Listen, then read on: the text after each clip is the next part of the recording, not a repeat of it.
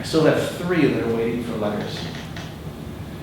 And while it frustrates me because it's hurting these applications, I can't imagine what it's like to be that student who's sitting there every day and, I still need a letter, I still need a letter. Now, it's possible that these students have just, decided they weren't applying this year, because that sometimes happens. They get so caught up in the process and they just sort of give up at some point. But generally, we always have an applicant around this time, going into the middle of October, where we're still waiting for a letter of recommendation. So how do you avoid that this year? Well, obviously, you don't wait until June to ask.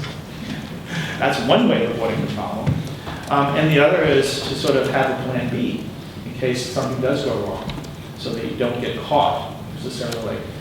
So I would recommend, having that plan B in place so that as things go wrong. Now, if you're in the health career program and we have a folder on you, there's no reason to wait until the spring to ask for letters of recommendation from experiences that are in the past. Now, you certainly can't ask, your current instructor in organic chemistry to write a letter because you're still going through that process. But if you were getting a letter from your undergrad school or from a past employer, why are you going to wait to ask? The person's not going to know you better in the spring. Right? So get it now. Get it as early as possible. Don't ask someone today for a letter of recommendation and tell them the truth that you need it in June.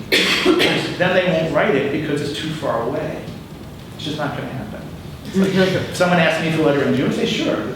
You'll have to remind me when I get there, probably, and then that will always be July, right? So if I was asking for a letter from someone in the past who doesn't know the system well, I would give them something like a 6-week window. So if I was asking today, I would say by November 15th, would it be possible for you to provide a strong letter of support for my recommendation, for my application to medical school?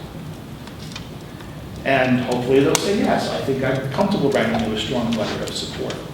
And then you sit back and November 15th comes along and the letter's not here.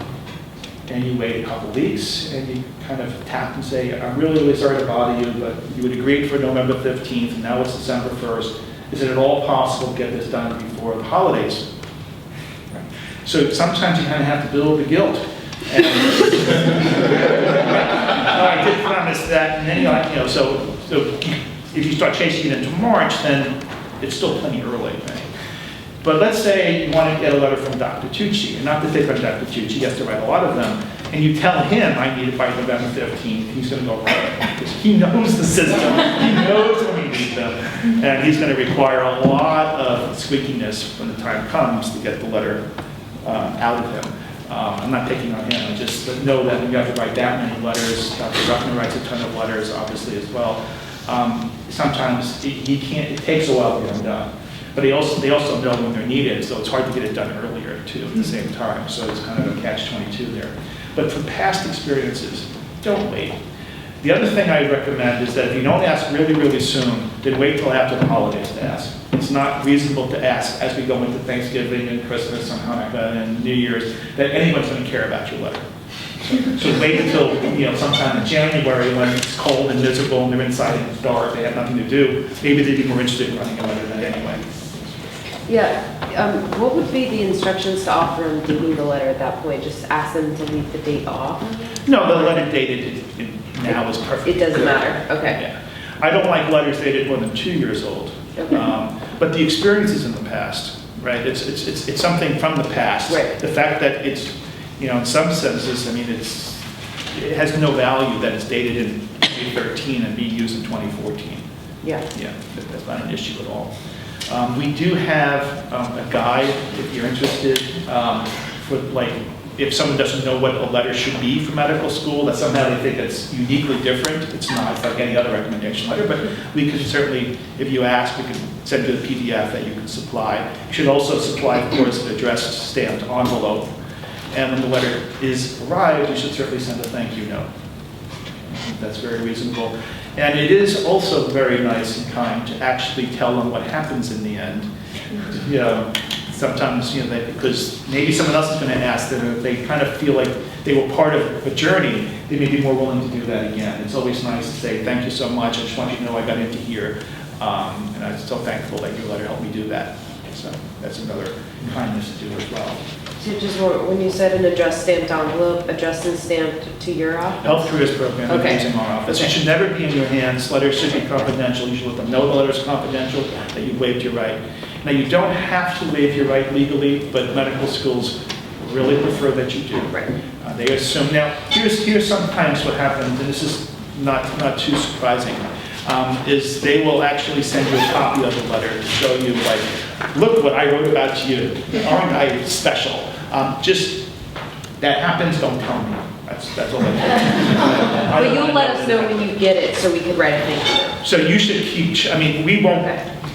daily send out emails, Right, but no, you I have the understand. ability to Ask you. ask us at any point. Can you check my folder and see if this letter came in? You have no problem doing that. Okay. If your letters are sent to you, they're sealed and confidential, is that okay?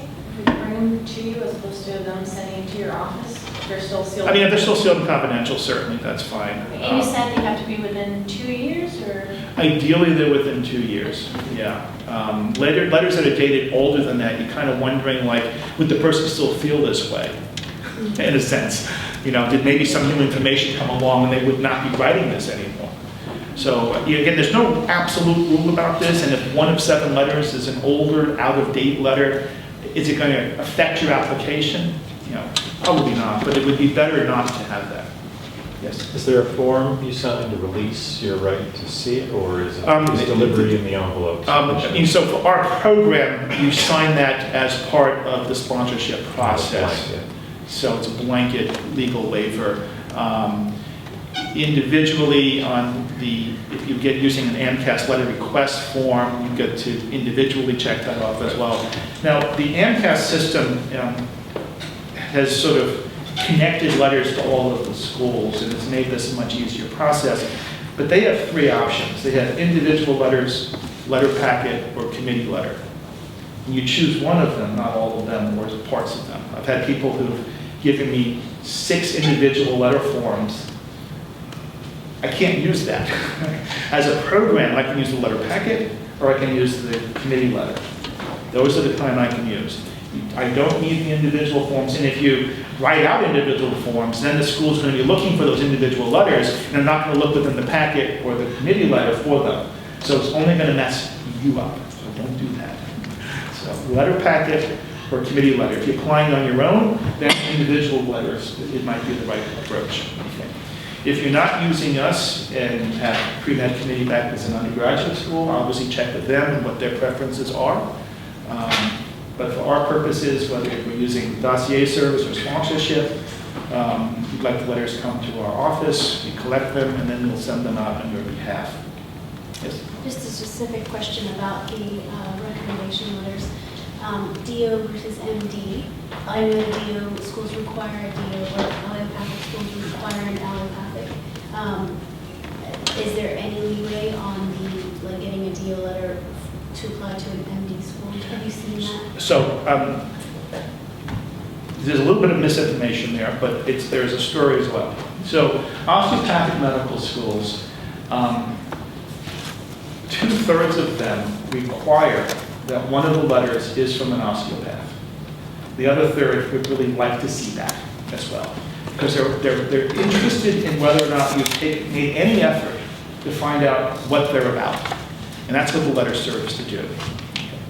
There is no specific requirement for an MD letter or any doctor letter for an allopathic application.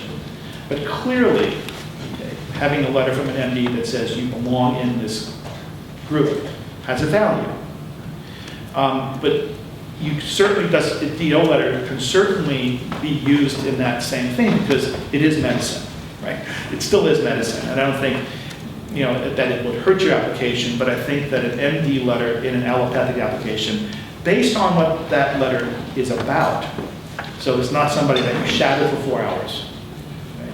Which is all you really need for a DO letter, just to meet the requirement that you've made at least that effort. But for an MD, that's not going to help your application. But if there's an MD that you've worked with for a year and says all these wonderful things about you, that's a really strong statement. So, yeah. Your recommenders need only send one copy of the Just one copy, because the whole thing is going to be digitized. So we, as a program, interface with a system called Virtual Evals, and we connect to the AAMC, we connect to all the osteopathic schools, we connect to a couple of the international schools, like St. George's connects that way, Sacramento connects that way. If you apply to Texas, I know they Texas have their connects own. to us as well. The TMDSAS. So is that, do you have to apply separately or can you do it through the AMCAS?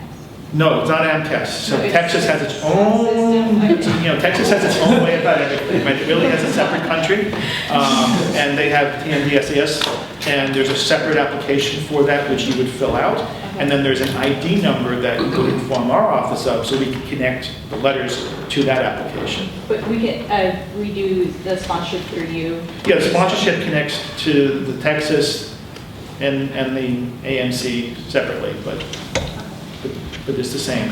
Texas does have a special form for letters of recommendation, but they will accept a committee letter. They don't need the form to go with it. They used to, but not anymore. What if a manager no longer works for that company or is retired or something?